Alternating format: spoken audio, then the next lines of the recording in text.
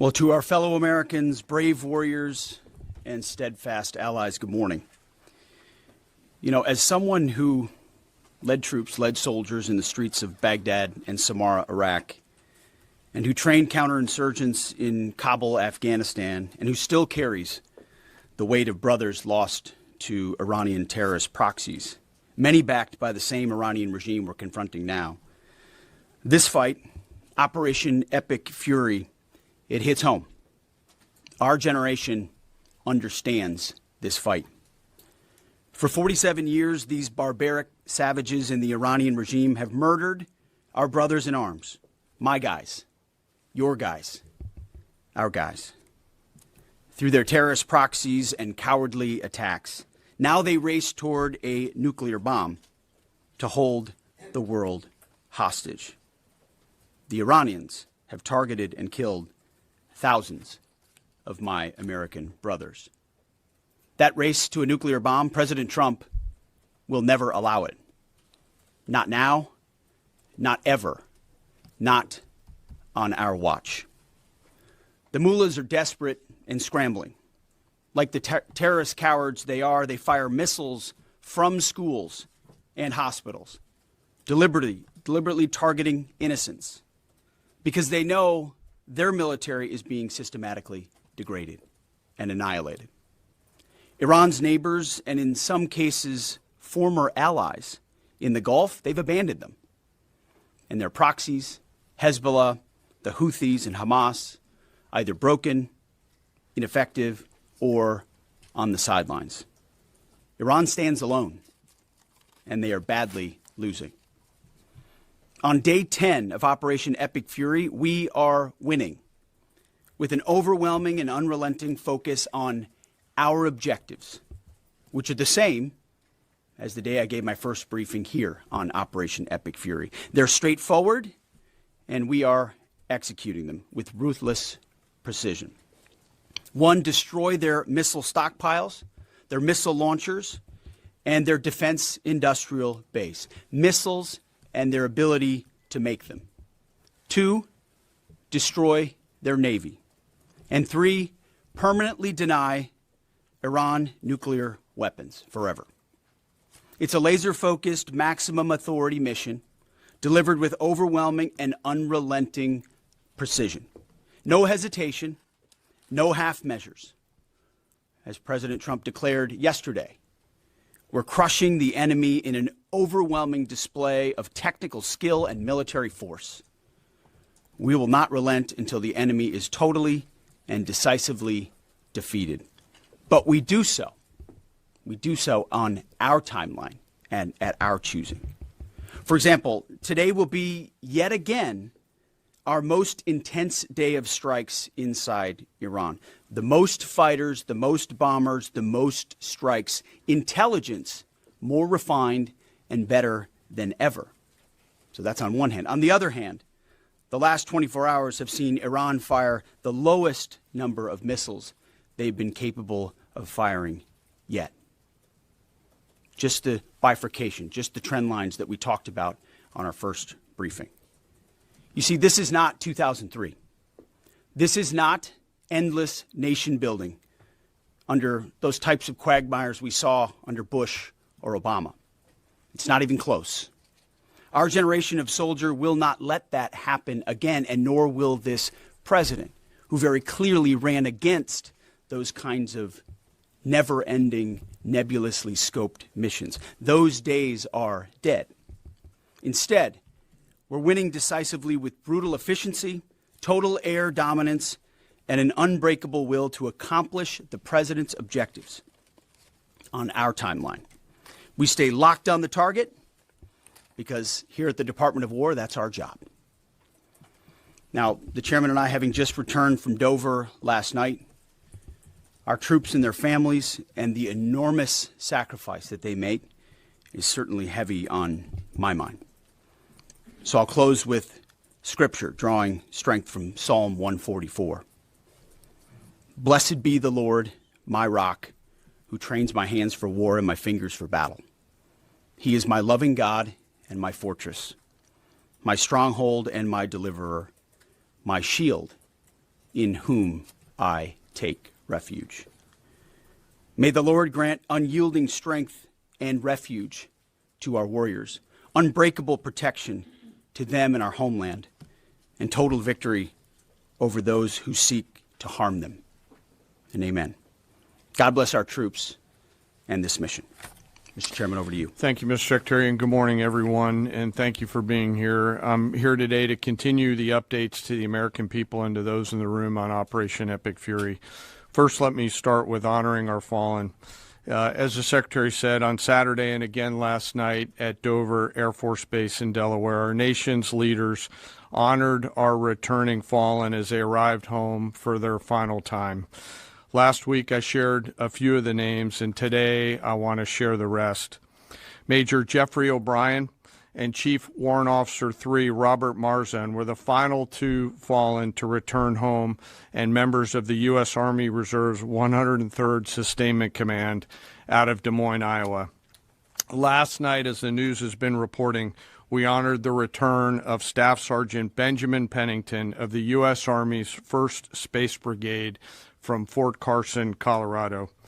When I met Ben's family last night, his mom, his dad, and his sister, they showed me a drawing that Ben had made when he was in kindergarten. It was clear all the way back then that Ben wanted to do one thing in his life, and he wanted to serve his country and be a soldier. And to the Penningtons, just know how Ben was absolutely a great one. And finally, Major Sorfleet Davius, who returned home this weekend after sadly passing away from a medical condition while on duty in Kuwait. We welcome him home as well and mourn with his family. To the families and the families of all of our fallen, we share in your profound grief. The Joint Force remains eternally grateful for your sacrifice and the gift of a great example that your service members have given all of us. I want you to know that their names will never be forgotten, and you and your family are part of our Joint Force family forever. Let me talk a little bit about the progress thus far, acknowledging that Admiral Cooper will likely continue to give updates from CENTCOM. As the Secretary said, we're in the 10th, moving into the 11th day of Operation Epic Fury. The Joint Force remains focused on 3 military objectives: continue to destroy Iranian ballistic missiles and drone capability in order to prevent attacks on the U.S. and others throughout the region. And this means attacking launch sites, command and control nodes, stockpiles before they can threaten our personnel, our facilities, and our partners. Second, we continue to strike the Iranian Navy and their capabilities in order to do things like sustain movement through the Straits of Hormuz. And third, we continue to start working on and going deeper into Iran's military and industrial base in order to prevent the regime from being able to attack Americans, our interests, and our partners for years to come and project power outside their borders. This means servicing production facilities, research and development sites, and infrastructure. Let me turn to the map. We're going to try digital today to prevent laser injury. Since our last update, CENTCOM continues to make progress across the southern flank. To date, they've struck more than 5,000 targets. U.S. Strategic Command bombers recently dropped dozens of 2,000-pound GPS penetrating weapons on deeply buried missile launchers across the southern flank. We also have struck several one-way drone factories to get at the heart of their autonomous capability. And of course, alongside our regional partners along the southern flank, continue to execute intercepts against one-way attack drones using fighters and attack helicopters. Our strikes mean we've made significant progress in reducing the number of missile and drone attacks out of Iran. Ballistic missile attacks continue to trend downward, 90% from where they've started, and one-way attack drones have decreased 83% since the beginning of the operation. A testament to our air defenders and our air defense systems, and as I said, our partners in the region continue to do great work as well. Second, we're making substantial progress towards destroying the Navy. In the first 10 days of the conflict, we're more than 50 Iranian naval ships into the campaign using a combination of artillery, fighters, bombers, and sea-launched missiles. As Admiral Cooper noted last Thursday, we struck and sank an Iranian drone carrier ship, and U.S. CENTCOM continues today to hunt and strike mine-laying vessels and mine storage facilities. This work will continue. Third, against our objectives, we've begun to target Iran's military and industrial complex, again, focusing on centers of gravity to get upstream of the shooters out in the field in order to deny them the ability to continue to generate those one-way attack drones. Let me spend a minute talking about the Joint Force. Across the area of responsibility, this is gritty and tireless work, and I cannot begin to explain how incredibly proud I am of the extraordinary courage, tenacity, and grit and professionalism within the Joint Force. Last time I had a chance to talk about the Army's incredible logisticians who are out there sustaining the fight. Today I want to highlight a few groups of sailors. First, I want to thank the men and women of the Ford Carrier Strike Group and their families, and let all of them know how grateful I am for their leadership and service. The crews on board this strike group have already been endured months at sea only to get their deployment extended. These exceptional Americans, rogered up, all supported by their families, continue to stand the watch, taking the fight to the enemy over and over again, night after night. Aboard ships like the USS Ford and the Abraham Lincoln are a special group of sailors I want to highlight today. These are the men and women, the sailors up on the roof running operations on the flight deck. With an average age of the early 20s, these are the unsung heroes of naval aviation. These young sailors, known for wearing yellow shirts, are in charge of the catapults, taxiing jets around on the flight deck, shooting jets off the front end, and recovering jets off the back end. They are literally involved with every single movement on the roof on an aircraft carrier. They are the last ones that a naval aviator sees before getting shot off the front end, and the first one that a naval aviator sees after safely trapping on the back end. And just for a minute, imagine you're standing on that aircraft carrier flight deck. There's 30 knots of wind in your face. The deck is slippery, covered in grease. It's noisy. There are propellers spinning. There's jet blast everywhere. Helicopters are running. Your head is on a swivel, and you're trying to direct a multi-million-dollar fighter into a 1-foot square box so that those naval aviators can be shot off into the black of night to go do America's work. Those jets are fully loaded with missiles and bombs, and they are a world-class team combined with the naval aviation and the aviators in those jets.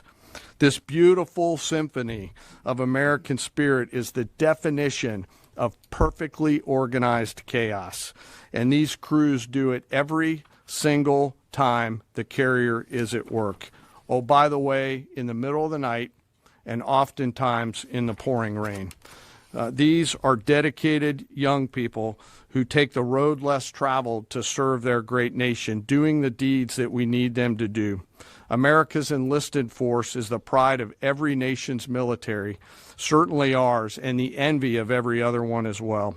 Each and every one of them out there across the Joint Force are extraordinary, and in particular today I want to highlight the yellow shirts.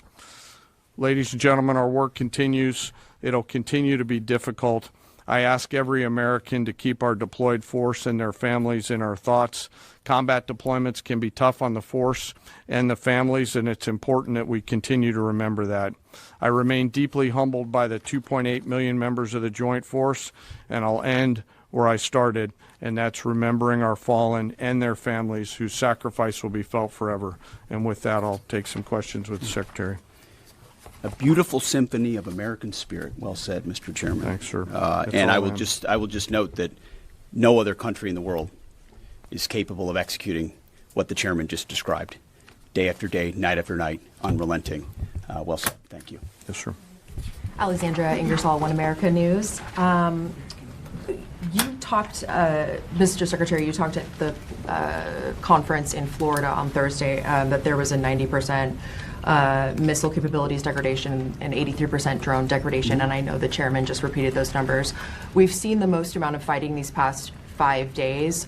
Is there any update to those percentages? And also, are you able to give any quantification of degradation to the enemy's nuclear capabilities yet?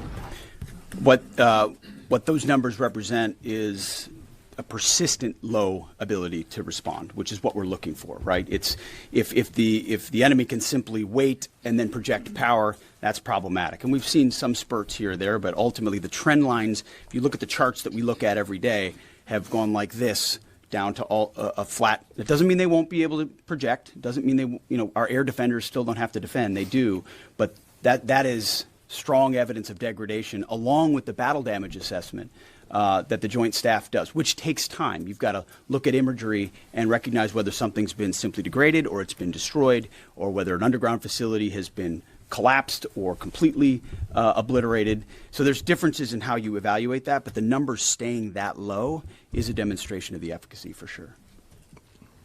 Yeah, Ryan. Thanks, Mr. Secretary. There's been reports that the new leader of Iran has been wounded. Do you know if this is true and what his condition is? And then another one, President Trump said he had a really good call with President Putin yesterday. Will Russia be aiding us in this conflict, and can you share anything on that? Well, the president, as I've said before, maintains strong relationships with world leaders, which creates opportunities and options for us in very dynamic ways. So the president said it was a good call. I was not on it, but those that were said it was a strong call, reaffirming hopefully the opportunity for some peace in Russia, Ukraine, and also a recognition that as it pertains to this conflict, they should not be involved. The first question was On the new leader of Iran, there's reports that he's been wounded. Oh, the new leader of Iran. He would be wise to heed the words of our president, which is to not pursue nuclear weapons and come out and state as such. As far as his status, that's not something I can comment on right now. Yeah, right here. Great. Mr. Secretary, Eric Schmidt with the New York Times. A question for you first. Last week you talked about this being the beginnings of an air campaign that could last 3 to 8 weeks. Can you give us your assessment on where we are now? And Mr. Chairman, in any conflict, the enemy or the adversary adapts to the tactics it faces. Can you talk about the most challenging adaptation the Iranian military has made to the U.S. military? What challenges are you facing most right now? Thank you. I appreciate the question. Where we are is in a very strong place, giving the President of the United States maximum options. And from the beginning, from this podium, we haven't stated how long it will take. Our will is endless. Ultimately, the President gets to determine the end state of those objectives, right? But what he's said continually, and I want the American people to understand, is this is not endless. It's not protracted. We're not allowing mission creep. The President has set a very specific mission to accomplish. And our job is to unrelentingly deliver that. Now, he gets to control the throttle. He's the one deciding. He's the one elected on behalf of the American people when we're achieving those particular objectives. And so it's not for me to posit whether it's the beginning, the middle, or the end. That's his, and he'll continue to communicate that. What we serve him as is we give him updates on a daily basis of exactly where we are so he can make that determination on the throttle. Mr. Chairman. Thank you for the question on adaptation. As you're right, no plan survives first contact with the enemy or Murphy. They're adapting, as are we. Of course, we have very entrepreneurial warfighters out there. I'd rather not, for operational security reasons, tell them what's working. So I'm going to not answer that question based on that. But we are watching what they're doing, and we are adapting faster than they are. Are they more formidable than you anticipated, General? I think they're fighting, and I respect that, but I don't think they're more formidable than what we thought. Secretary Hegseth, thank you. Jordan Conrad's from the Gateway Pundit. Axios reported, citing U.S. and Israeli sources, that the U.S. was not happy with strikes on 30 fuel depots in Iran. While this is anonymous sourcing, it seems kind of congruent with what President Trump said yesterday, that there's certain spots they don't want to hit relating to energy infrastructure that would take a long time to rebuild. And whether this reporting is true or not, what's your message to Americans, those who supported the president and those who aren't really in favor of this war and who worry that Israel might be taking advantage of the U.S.'s backing. And then for Mr. Chairman, for you, I wanted to ask, when you say that we're moving inland, what capabilities does Iran have to shoot down jets over their land? And would that trigger some kind of rescue operation that could risk a bigger ground operation? Well, I would just state by saying Israel's been a really strong partner in this effort. Where they have different objectives, they've pursued them. Ultimately, we've stayed focused on ours. But what Iran has felt is the power of the world's two most powerful air forces. In that particular case, those weren't our strikes or that objective, or that wasn't necessarily our objective. But the president has made it clear to those concerns that we're not getting pulled in any direction. We're leading. The president is leading. He's determining where we want to go, what the outcome will be, what the end state is, with a very keen eye. And I understand those concerns because I've heard from a lot of people who I went through 20 years of those wars myself. Worried about getting dragged in, worried about mission creep, worried about nation building or democracy expansion. That's never the perspective the president has pursued on this. Just because previous presidents and previous secretaries have decided to just pour more resources and more people in toward some unguided end state doesn't mean that's the way the world needs to look today. In fact, the American people voted for a different approach. But what the president also stated from the beginning was Iran can't have a nuclear weapon. And it's one thing to say it. It's easy to say. Anybody can say that. I mean, Barack Obama said that. But to do something about it takes courage and resolve.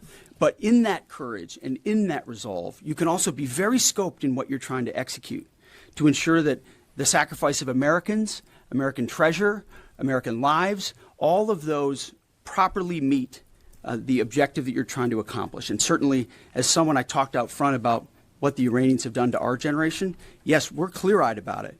But my job is to keep it scoped, given the directive of the president to accomplish the mission. Thank you for the question. Most of their higher-end surface-to-air missile systems are not factors at this point in time. We're able to move around fighters that are moving deeper with relative impunity. Always some risk out there. I don't want to say that there isn't, and we'll always maintain and retain capability of doing search and rescue type of things. But I don't want to get into the details. But thank you for the question. Shelley. Thanks, Mr. Secretary. President Trump told our team on the ground early this morning that the thing that has surprised him the most during the course of this operation so far has been the Iranian regime attacking countries that are not attacking them. I'm curious if that surprised you as well. And General, curious if you were open to the possibility of escorting vessels through the Strait of Hormuz, and if you could describe some of the challenges of doing so. Big mistake by the Iranian regime to start targeting its neighbors right away, exposing who they are and what they're all about, indiscriminate targeting, flailing recklessly at the beginning. I can't say that we anticipated necessarily that's exactly how they would react, but we knew it was a possibility. And I think it was a demonstration of the desperation of that regime then and that regime now, that they still think their pathway out is to try to alienate their Arab partners even more, who've instead decided to come to us and have been willing to go on the offense, have been giving us access, basing, and overflight in a new partnership that will continue to remake the region the way that President Trump did with the Abraham Accords. So you're pushing those countries in our direction to support this effort, further alienating Iran. And I think it's worth underscoring. I see in the media banners that say, war expanding or war spread. It's actually the opposite. It's actually quite contained, and more of those countries are coming on side, recognizing that you can't live under a conventional umbrella with nuclear ambitions with a radical regime like that. Again, properly scoping the objectives in the process. And then you want to talk about the Strait? Sure. On the potential, if tasked to escort, we'll look at the range of options to set the military conditions to be able to do that. And then, like we always do with every potential mission, come to the Secretary and the President with both what are the resources required, what is the command and control required, and what are the risks, and how do we mitigate those risks. So we're looking at a range of options there, and we'll figure out how to solve problems as they come to us. But I would reiterate also to add to what the chairman said, the truth the president posted last night about that, saying if Iran does anything to stop the flow of oil within the Strait of Hormuz, they will be hit by the United States of America 20 times harder than they have been hit thus far. He goes on to say, death, fire, and fury will rain upon them. You've seen the truth and read it. But he takes very seriously the condition of that straits. We have capabilities that no other nation on earth has, and we're certainly working with our energy partners across the administration to control for that. That's part of that scoping of this. The world needs to understand this doesn't have, this isn't intended to be, nor is it something that will expand. We know exactly what we're attempting to achieve here, scoped properly, and the American people can count on that for sure. Thank you so much, Secretary Hegseth.